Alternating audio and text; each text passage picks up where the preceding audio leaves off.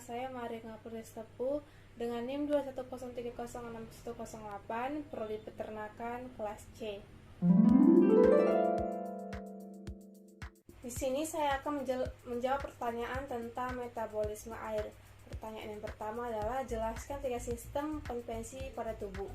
Konvensi pada tubuh terbagi menjadi 3 sistem. Yang pertama ada sistem dapur darah atau buper, yang dimana buper ini sendiri adalah zat yang secara reversibel dapat mengikat ion H+ dan akan menstabilkan pH dalam larutan dengan menambahkan asam ataupun basa.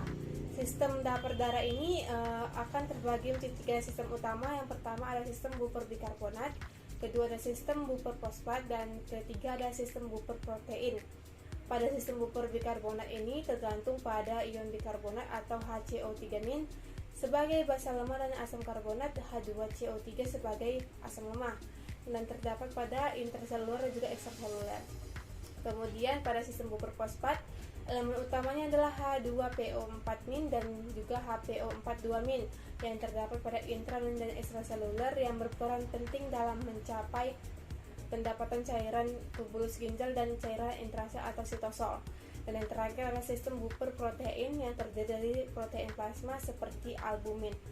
Selanjutnya, sistem kedua pada konvensi adalah sistem respirasi yang dimulai pada saat udara masuk dari rongga hidung dan mulut, akan melewati laring, kemudian akan masuk ke dalam trakea.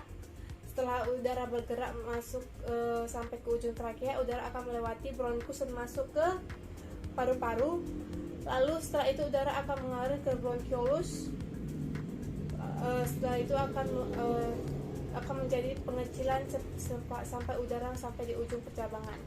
Di ujung percabangan bronkiolus ada kantung kecil yang bisa disebut alveolus, yang dimana alveolus ini akan terjadi oksigen akan masuk melalui membran ke dalam pembuluh darah kecil yang disebut kapiler. Sebaliknya, karbon dioksida dari darah di kapiler keluar dan masuk ke dalam alveolus. Setelah oksigen dan karbon dioksida bertukar di alveolus, rongga dada akan mengendurkan otot diafragma sehingga diafragma akan melonggar dan akan memungkinkan karbon dioksida bergerak naik untuk selanjutnya dikeluarkan melalui paru-paru lalu dihembuskan melalui hidung. Selanjutnya sistem ketiga yaitu sekresi. Pada ginjal, sekresi merupakan salah satu proses pengeluaran zat-zat sisa hasil metabolisme yang sudah tidak digunakan oleh tubuh. Organ sekresi ginjal pada manusia berbentuk seperti biji kacang merah yang terletak di dalam rongga perut bagian belakang di sebelah kanan kiri tulang pinggang. Ginjal terdiri menjadi 3 bagian, yaitu ada medula, ada korteks, dan juga ada pelvis renalis. Di dalam korteks sendiri terbagi menjadi 2 adalah glomerulus dan kapsula Bowman, di mana di bagian ini akan terjadi proses penyaringan darah, dimulai dengan cara pertama pembentukan urin dilalui dengan tahap filtrasi sel darah, air, garam, dan nutrisi, serta juga ada urea yang terdapat pada arteri akan masuk ke dalam ginjal melalui glomerulus.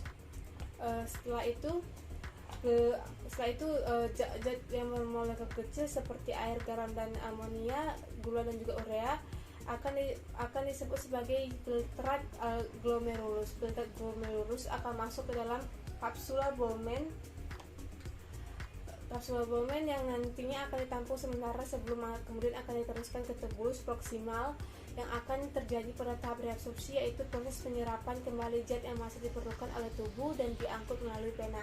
Sedangkan zat-zat yang lain yang tidak terserap akan menjadi urin primer yang masuk ke dalam tubulus distal yang akan terjadi proses augmentasi, yaitu penambahan zat-zat yang tidak diperlukan untuk ke dalam urin primer sehingga menjadi urin sekunder.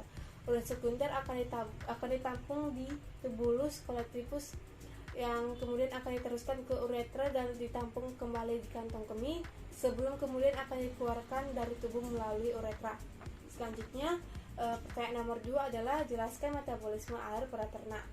Air akan masuk melalui mulut menuju saluran pencernaan. Kemudian air akan masuk ke pembuluh kapiler ke dalam darah yang nantinya akan dialirkan ke seluruh tubuh.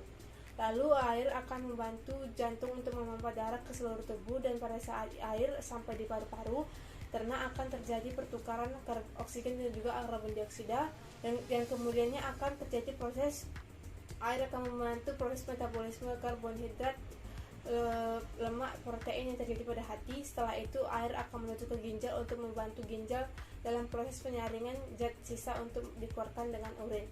Pertanyaan nomor 3 adalah jelaskan dari manakah sumber air pada tubuh ternak. Sumber air yang terdapat pada ternak tersendiri bisa bersumber dari air minum yang diberikan oleh peternak, dan juga bisa berasal dari makanan ternak yang dimana di dalam makanan ini terkandung air, dan juga bisa berasal dari air metabolik yang dimana air metabolik ini adalah hasil dari oksidasi makanan seperti karbohidrat, protein, dan lemak, serta juga sintesa molekul yang kompleks di dalam tubuh. Pertanyaan nomor 3 yaitu bagaimanakah menghitung air metabolik. Sebagai contoh, bila suatu ransum mengandung 10% protein, 20% lemak, dan 55% karbohidrat, jumlah air metabolik yang dihasilkan setiap 100 kilokalori energi metabolik adalah air metabolik dari 100 gram ransum adalah 10 gram protein akan menjadi 40 kilokalori, 20 gram lemak akan menjadi 180 kilokalori, 55 gram karbohidrat akan menjadi 220 kilokalori. 40 kilokalori protein akan menjadi 4,2 gram air metabolik, 180 kilokalori menghasilkan 19,98 gram air metabolik, dan 220 kilokalori karbohidrat akan menghasilkan 33 gram air metabolik, yang dimana jika dijumlahkan akan menghasilkan 57 gram air metabolik. Dan bila pada ransum 100 kilokalori gram energi metabolik, maka air metabolik akan dihasilkan yaitu 40 dikali 10,5 akan menghasilkan 420, dan 180 dikali 11,1 akan menghasilkan 1998, dan 220 dikali 15 akan menghasilkan 3300, dan dimana akan dijumlahkan menjadi sebesar 5718 gram air metabolik, yang dimana 5718 gram air metabolik ini akan menjadi 12,9 atau sama dengan 13 gram dalam 100 kilokalori energi metabolik. Dan pada manusia terhadap konsumsi makanan terhadap bahan makanan sekitar 2500 kilokalori, yang maka air metabolik yang diperlukan adalah 2500 dikali 0,129 kilokalori akan menghasilkan 322,5,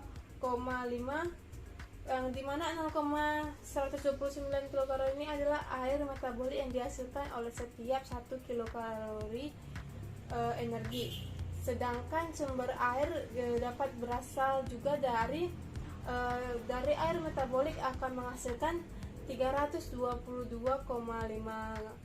air metabolik, dan juga berasal dari air pada makanan sebesar 750, dan air minum adalah sebesar 1677,5, dan jika ditotalkan akan menjadi 2750, yang sedangkan yang dibutuhkan pada kebutuhan air rata-rata sebanyak 2,8 liter, sehingga akan diperlukan 1667 kalori ini harus dipenuhi dari air minum. Jadi pentingnya mengetahui air metabolik ini adalah untuk dapat mewakili sebagian dari air yang diminum, dan juga sebagai akibat jumlah dihitung dari perkiraan kebutuhan air per hari. Selanjutnya adalah pertanyaan nomor 5, yaitu jelaskan faktor apa saja yang mempengaruhi proses ekskresi dan kebutuhan air. Faktor yang mempengaruhi proses ekskresi bisa dari aktivitas fisik yang kita jalani, dan juga dari temperatur lingkungan yang dapat membuat air keluar dari tubuh yang biasanya disebut dengan keringat. Dan ada juga pengaruh dari pakannya kadar protein dan mineralnya yang tinggi, yang akan meningkatkan hilangnya air melalui ginjal sebagai air seni atau urin, dan juga bisa pengaruh dari saluran pencernaan yang menyebabkan kita mengeluarkan banyak air bersama dengan feses. Dan faktor yang mempengaruhi kebutuhan air itu bisa dari suhu tubuh ataupun suhu lingkungan, Yang panas menyebabkan kita membutuhkan air yang lebih banyak, dan juga karena kadar protein makanan yang terlalu tinggi, maka kebutuhan air juga akan meningkat.